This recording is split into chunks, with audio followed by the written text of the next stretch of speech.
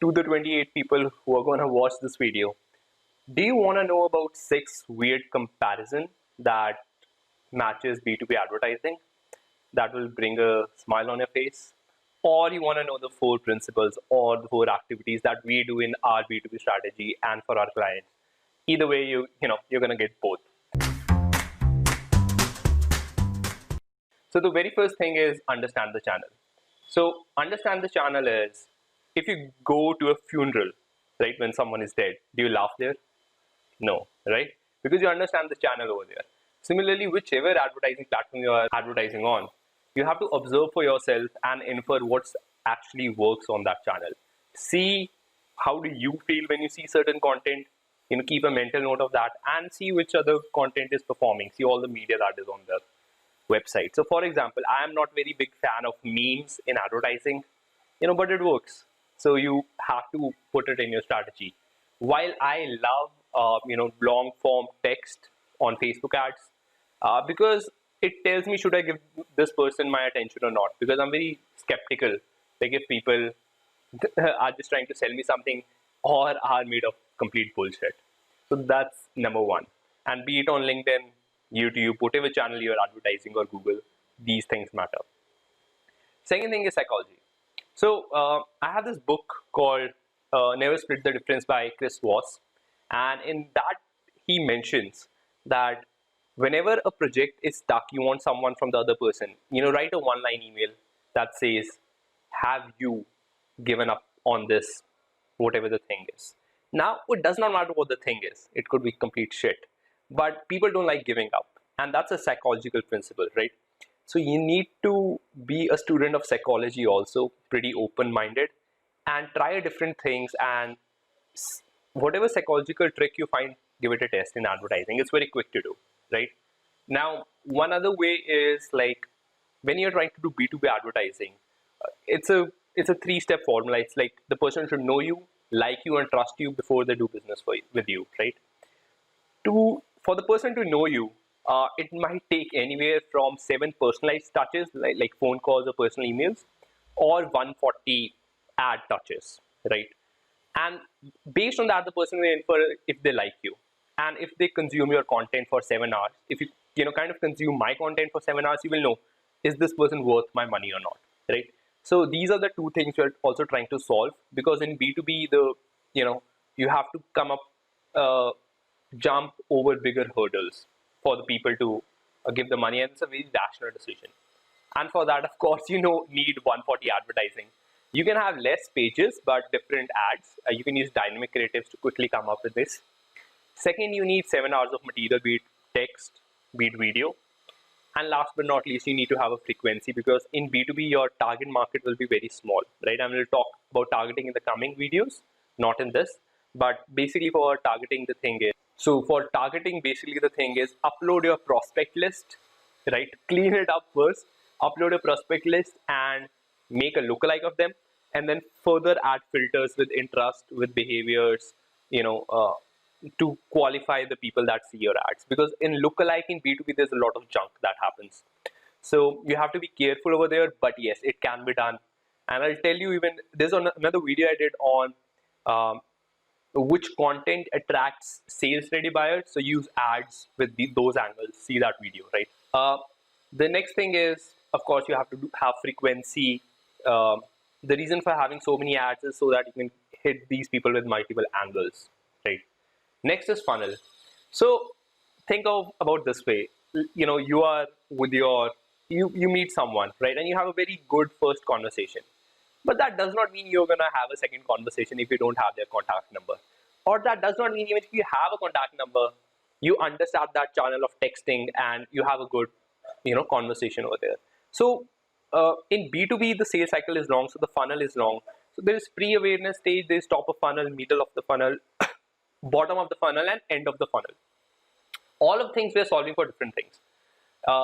In pre-awareness, I'll do a different video on that, but in top of funnel, you're solving for attention, for people to give their attention to you. In middle of the funnel, you're trying to get a click from them. In bottom of the funnel, you're trying to generate a lead, and end of the funnel, you're trying to close a sale. So you need to understand all of these. Otherwise, first, great at top of funnel does not mean you will be able to close, right? Last is data analysis. So I have a question for you. Can you hit the ball blind? Does not matter a basketball, a bowling ball, a football, a cricket ball. You cannot, right? So you have to analyze whichever data that you have and really do it, because then you know what strategy you will do. And strategy is very agile thing, right? Especially when you're executing something.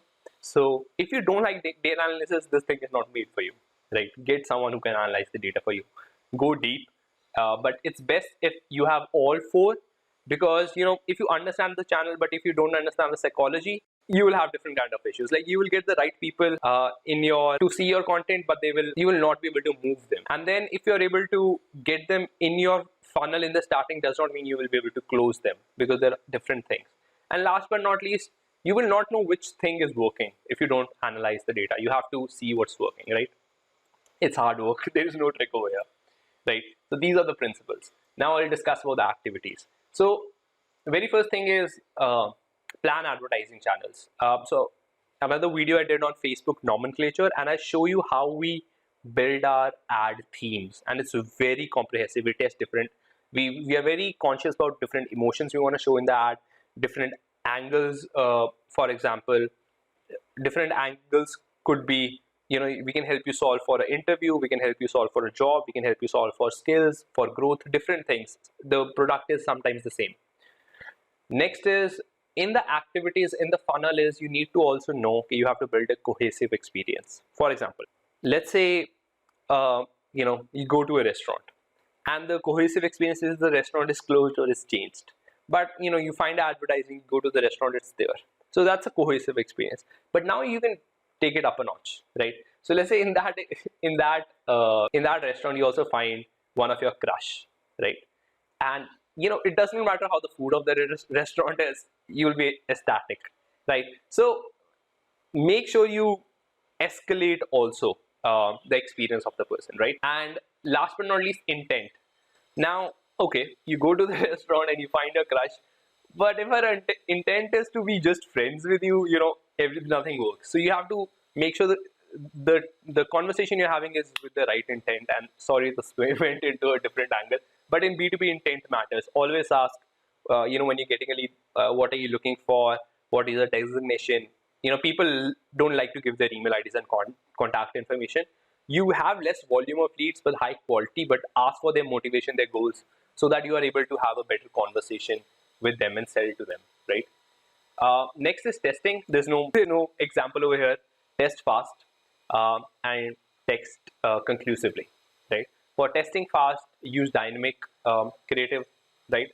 Features in different platforms. Facebook has this, and so that you can try do 250 tests in a single day without putting much effort.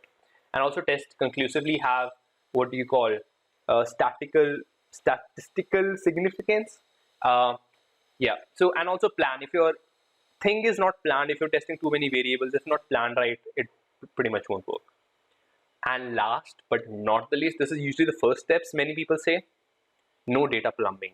So how the event setup is done, so that whatever thing your people are doing on your website, that data is going correctly, and you're saying, okay, if the person is clicking on this button, I want that to happen. So the advertising platform should know it.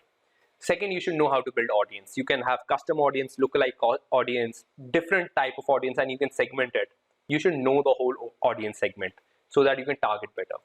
You should know how to feed the pixel the right information. So maybe you are advertising, simultaneously do maybe an email or a LinkedIn campaign, and get people to see your content, but you get the right people, so that now Facebook knows the people that are coming other than the Facebook traffic or YouTube traffic, whatever the traffic is, okay, this is the kind of people they attract. So let us send more of this traffic to them.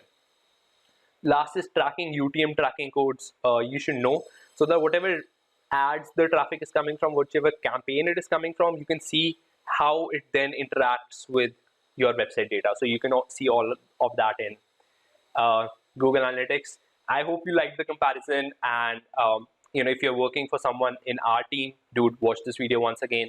Right, these principles matter. And yeah, go see the Facebook nomenclature video that you might have in private. And if you are someone who's looking for to work with us, our website is bizamps.com. You will find the link somewhere in the description. Check us out. Think about it, and let us know, and we can work together. Thank you. Bye bye.